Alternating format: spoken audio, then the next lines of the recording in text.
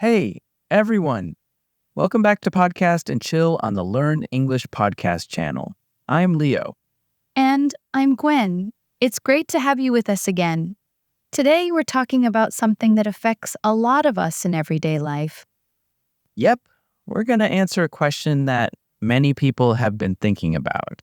What's that question, Leo? Are you a toxic person?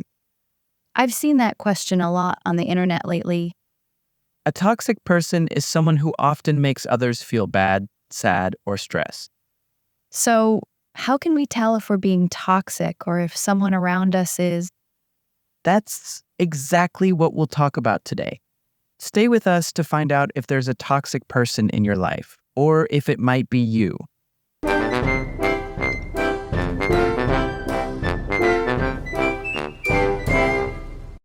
So, let's start by recognizing toxic behaviors. Gwen, what exactly are toxic behaviors? Good question, Leo. Toxic behaviors are when someone often brings negativity into situations. Can you explain more? Sure, it could mean they always talk about bad things. They might speak badly about others and don't care how others feel. Is it like when someone always finds something wrong with what you're doing, no matter how hard you try? Exactly. Or when they constantly make you feel like you're not good enough. That sounds so terrible. Another sign is if they never listen to what others have to say and just push their opinions onto everyone else. That can really bring people down. If you notice these signs in someone, or even in yourself, it might be time to think about it. Okay, now I have a really interesting question for you, Gwen. What is that, Leo? So, it can be quite easy to know if someone is being toxic, but how do we know if we're being toxic? That brings us to our next point, self-reflection. What is self-reflection? Self-reflection is all about asking yourself some simple but honest questions. What questions? You can ask yourself, do I often make others feel bad? Or do I usually complain or talk badly about people? Those are tough questions. But they're so important. It's about being honest with yourself. All right, so what if my answers are yes and yes? If you're often talking about negative things, you might need to make some changes. I would feel very bad if I knew I was a toxic person. Well, it's not about feeling bad. It's about seeing these behaviors and deciding to improve them. Everyone has bad days, but if it's happening all the time, it's worth thinking about, right? Exactly, Leo. The thing is, toxic behaviors don't just affect you. They affect everyone around you too. Please tell me more about how badly it can affect other people.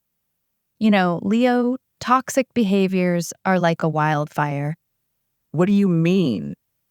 Well, they spread quickly. People around a toxic person might start to feel sad, anxious, or stressed out too. I've seen it happen. One negative comment, and suddenly everyone feels bad. Exactly. And over time, this can really hurt relationships. I bet friends might start avoiding you. And coworkers might not want to work with you. And family members might want to stay away from you and all of your negativity. That's why it's so important to be aware of how your actions affect others. So, if people seem unhappy around me, does that mean I'm a toxic person? Not necessarily, Leo. But if that happens, you should really think about how you act around people. I see. You can choose to be more positive, listen more, and be more supportive. Affect, meaning to change or influence something. Example, the weather can affect your mood. Recognizing, meaning knowing who someone is or what something is because you have seen them before. Example, she's recognizing her old school friends. Behaviors, meaning the way people act or behave. Example, his behavior in class is very polite. Complaining, meaning talking about things that are wrong or make you unhappy. Example, she is complaining about the bad service at the restaurant. Avoiding, meaning keeping away from something or someone. Example, he is avoiding crowded places. How do you know if a person is being toxic?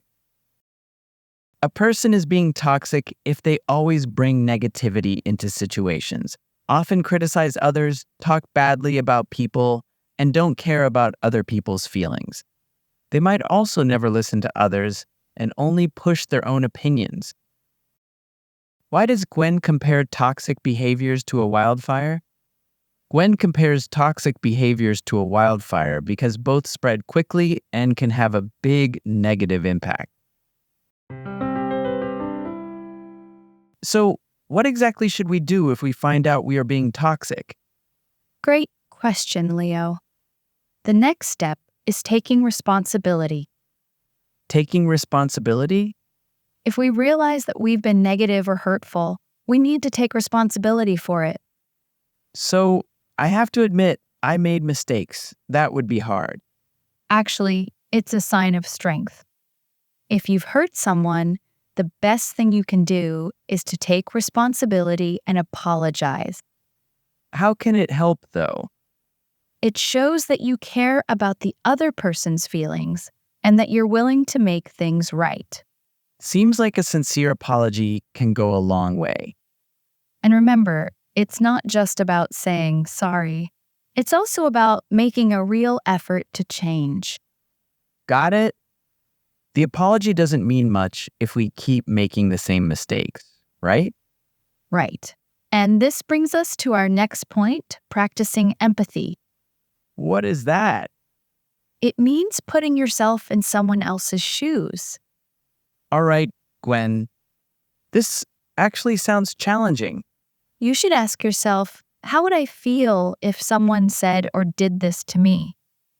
And then, When you start thinking about how others feel, you're less likely to be negative or hurtful. empathy is such a powerful tool. But how can I show my empathy? Well, it's very simple. Just listening can make a huge difference. Just listening? Yes, Leo, just listening.